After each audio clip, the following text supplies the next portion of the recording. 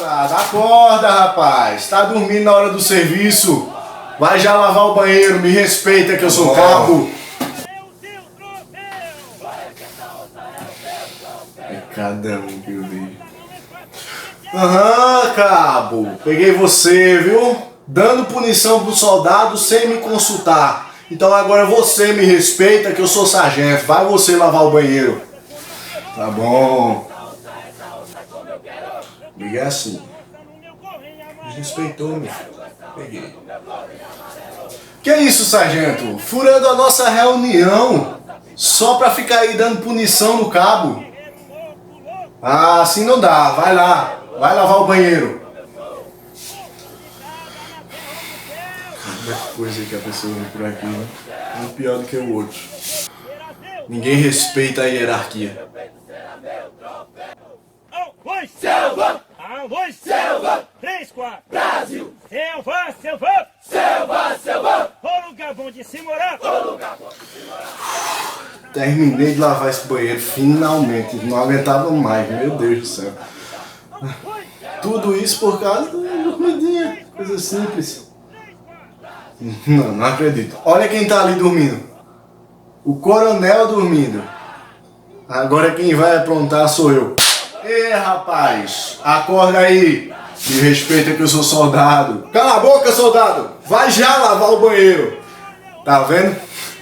Comigo essa regra não funciona. É a danada da hierarquia, viu? Vou dizer.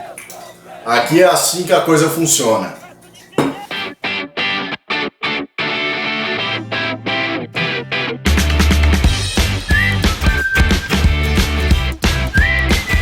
Assim como no exército, para várias coisas na nossa vida existem hierarquias, que nada mais são do que colocações de autoridade.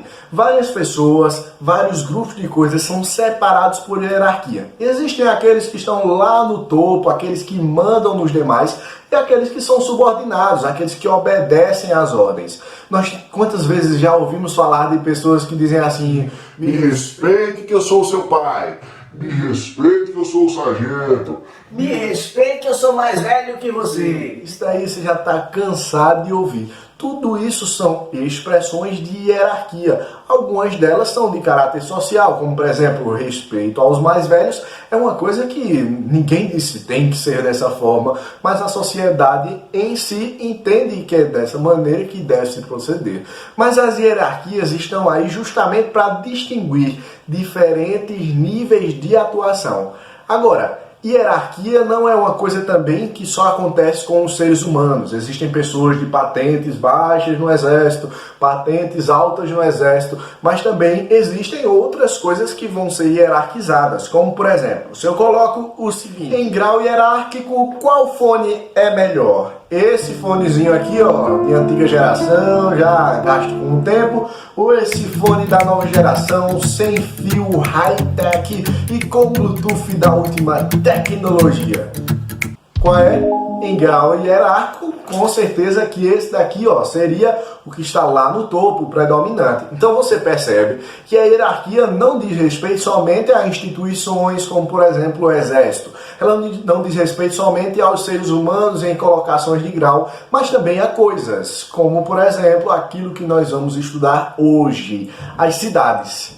É chamado de hierarquia urbana a organização das cidades em graus de influência. Então veja, se uma cidade é muito influente, ou seja, uma cidade que tem muita potência de mercado, uma cidade que é respeitada pelas outras, que negocia com os outros, que oferece mais emprego do que as outras cidades, nós podemos dizer que essa cidade está lá no topo da hierarquia urbana. Já se nós temos uma cidade que é aquela cidade pacata, tranquila, em que acontece pouco movimento, aquela cidade que negocia somente entre eles ali, mas não oferece parcerias para as outras cidades, aí nós temos uma cidade abaixo lá no nível de influência social e, portanto, abaixo no nível de hierarquia urbana. Então, hierarquia urbana vai ser justamente isso, onde tais cidades dentro do nosso país vão estar nessa pirâmide de organização das cidades, tá bom? É simples, é fácil de compreender, mas existem vários níveis dentro dessa hierarquia urbana. Assim como, se nós pegarmos, por exemplo, a sociedade antiga, os egípcios tinham, por exemplo, a sua hierarquia lá no topo da pirâmide do faraó, lá embaixo os escravos. Dentro da hierarquia urbana, nós também vamos ter uma espécie de pirâmide, que são os níveis de organização das cidades. Existem as cidades lá em cima dessa pirâmide, as mais altas e com mais desenvolvimento, e as cidades lá embaixo dessa pirâmide, que são as com menos desenvolvimento. Você entendeu? Deu para compreender mais ou menos? Agora nós vamos para esses subníveis que existem dentro da hierarquia urbana. Vamos compreender cada um deles em seus aspectos. Opa! Lá no topo dessa hierarquia urbana, nós temos as cidades chamadas de metrópoles. Essas metrópoles são muito importantes e são as cidades mais influentes que nós vamos ter dentro do nosso país.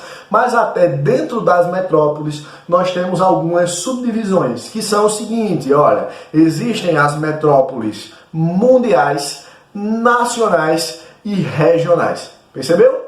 Metrópoles mundiais, nacionais e regionais. Quais são as diferenças, professor, entre essas metrópoles? Coisa simples. A metrópole mundial vai ser aquela fenomenal, aquela metrópole, aquela grande cidade que vai ter muitos habitantes e muitas negociações, inclusive com o exterior. Vai ser uma cidade que quando os outros falarem lá nos países, conhece o Brasil? Diga aí uma cidade do Brasil. Aí o povo diz logo, São Paulo, Rio de Janeiro. Opa, essas duas cidadezinhas aí são justamente as representações do nosso país. Então perceba, são metrópoles conhecidas mundialmente, por isso são metrópoles mundiais. Entendeu? Curtiu? Captou a ideia? Pronto, abaixo dela nós temos as metrópoles nacionais, que não deixam de ser grandes cidades, mas são grandes cidades em nível nacional. Significa o quê? Para o tamanho do Brasil, para a organização brasileira, essas cidades são importantes aqui dentro também. Vamos dar um exemplo? Por exemplo, a cidade de Belo Horizonte, lá em Minas Gerais, que é a capital do estado, a cidade de Salvador, lá na Bahia, a cidade, por exemplo, de Recife, aqui em Pernambuco. Todas essas cidades são metrópoles que nós podemos considerar metrópoles nacionais, são cidades grandes dentro do nosso país. Mas abaixo delas existem também as metrópoles locais ou regionais, aquela que nós conhecemos a nível de estado. Então imagine só, por exemplo, uma cidade que é a capital, conhecida por Belém. A cidade de Belém, ela não é gigantesca em um nível nacional, mas não deixa de ser uma metrópole, sendo uma metrópole regional. Então ela é maior do que todas as cidadezinhas ali do seu estado, exerce influência direta sobre as cidadezinhas do seu estado, tá bom? E tem uma influência muito grande, mas sua influência é estadual e não nacional, não é um desenvolvimento tão grande, tão alargado assim. Deu para perceber as diferenças aí? Olha só, para a gente definir, professor, eu entendi, mas ainda ficou aquela dúvida e tal. Quando é que eu posso dizer que uma cidade é uma metrópole? Será que nossa cidade de Caruaru é uma metrópole? Não. Por que não é uma metrópole? Porque não é capital? Também não. As pessoas geralmente associam metrópoles a capitais dos estados e tal. Não necessariamente significa isso. Mas uma metrópole é definida como a cidade que contém mais de 1 milhão de habitantes, certo? Se tiver mais de 1 milhão de habitantes, que é um número gigantesco, nós podemos chamar essa cidade de metrópole. E aí vai subindo nessa escala, 1 milhão de habitantes até uns 3 milhões de habitantes, é aquela influência regional, de 3 a 6 milhões mais ou menos, é aquela influência nacional. E nós vamos ter de 6 em diante, que somente o Rio de Janeiro e São Paulo, que tem mais de 10 milhões de habitantes, são aquelas cidades de influência mundial. Por falar em São Paulo, vamos só diferenciar uma coisa. São Paulo é a maior cidade existente no Brasil, tem mais de 10 milhões de habitantes. Por isso, é a única mega cidade existente no Brasil. O conceito de megacidade é justamente esse, uma cidade que possui mais de 10 milhões de habitantes, beleza? Só existe essa cidade chamada de megacidade no Brasil, mas existem metrópoles dos tamanhos mais variados do nosso país, beleza? Esse é somente o topo da nossa hierarquia urbana, as cidades chamadas de metrópole. Agora vamos descendo nessa hierarquia e a gente vai encontrar algumas cidades de menor grau de influência.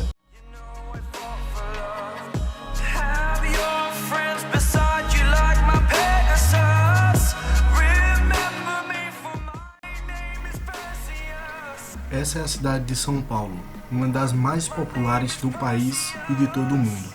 A única mega cidade existente no Brasil, com uma população maior do que 12 milhões de pessoas.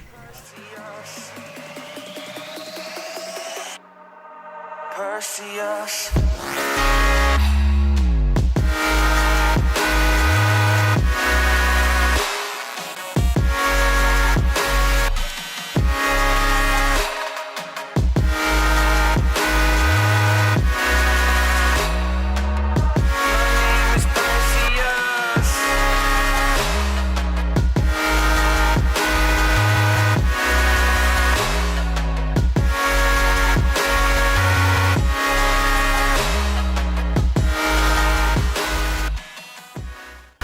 Depois das grandes metrópoles, nós temos o que chamamos de capitais regionais.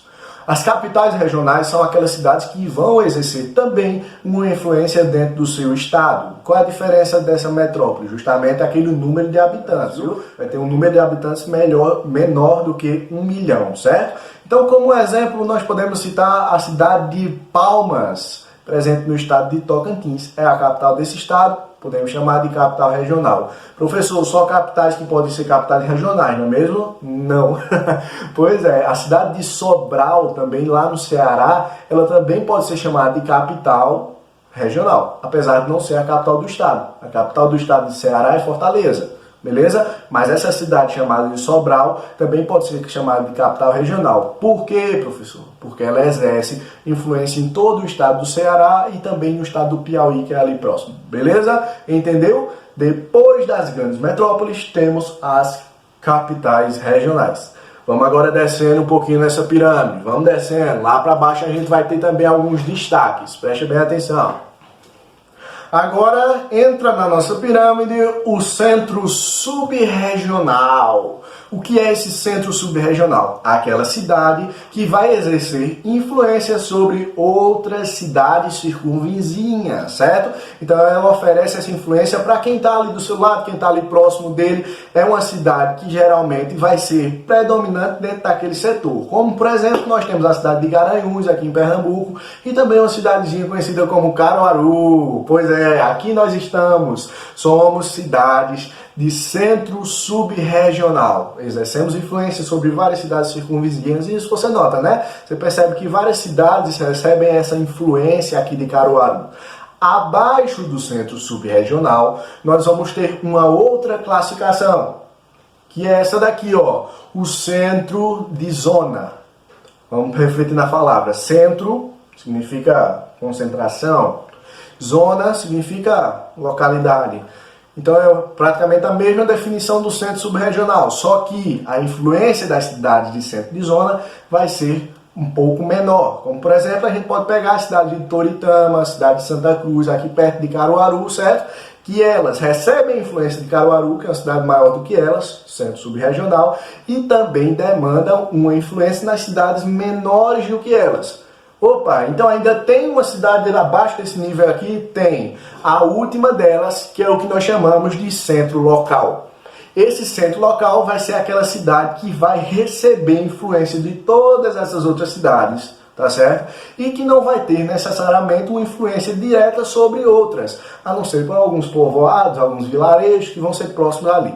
Geralmente, nós temos aí, ó, nessas sempre características bastante ligadas à ruralidade, bastante características rurais, tá bom? Então o que você percebe aí é que esse centro local ele vai ser uma cidadezinha mais isolada. Como por exemplo, a gente tem uma cidade aqui perto de nós chamada de Agrestina, recebe nossa influência, mas não necessariamente ela exerce uma influência direta sobre outras cidades circunvizinhas, tá bom? São aquelas cidades menorzinhas que a gente conhece e são muitas e muitas cidades que nós temos aí espalhadas pelo Brasil, tá bom? Geralmente, essas cidades são classificadas como aquelas que têm menos de 10 mil habitantes. Mas não necessariamente significa que essa classificação possa ser aumentada um pouquinho, porque o que importa geralmente nessa classificação é mais a influência que essa cidade vai exercer sobre outras cidades ou que não vai exercer nesse caso. Beleza? Compreendido? Ei, eu não sei se você percebeu, deve ter percebido, você é muito inteligente.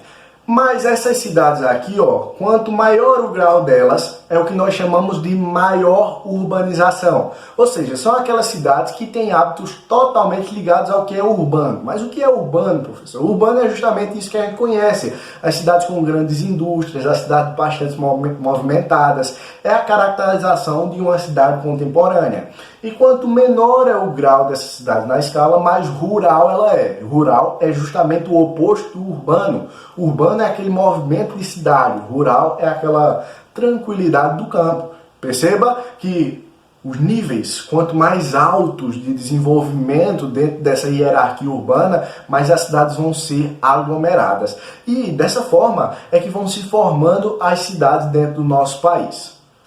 Pronto, professor, beleza, acabou por aqui, não é mesmo? Acabou nada. Teria acabado se esse sistema aqui estivesse corretamente certo. Mas não tá.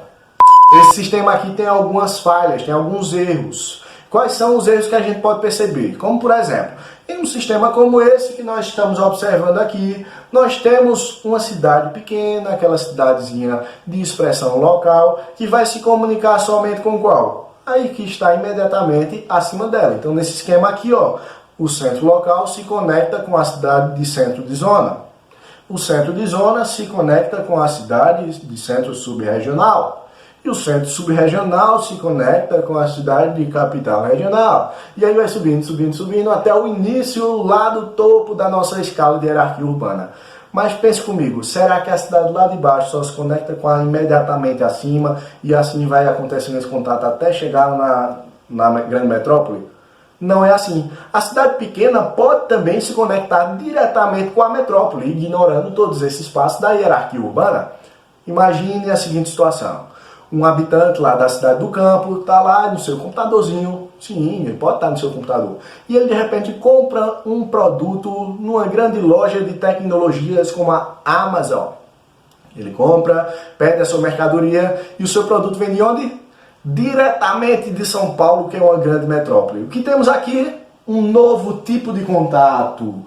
Esse novo contato é justamente uma cidade pequena, uma cidade de centro local se comunicando diretamente com uma metrópole. Então, olha, esse tipo de tabela não estaria certo, porque dentro desse tipo não temos comunicação do de baixo com o de cima. Mas esse tipo está certo. Várias comunicações vão acontecer, independentemente de quais cidades sejam. Agora, preste bem atenção numa coisa. Dentro desse novo tipo de gráfico, onde todas as cidades estão interligadas à metrópole, quem é que tende a crescer mais e mais?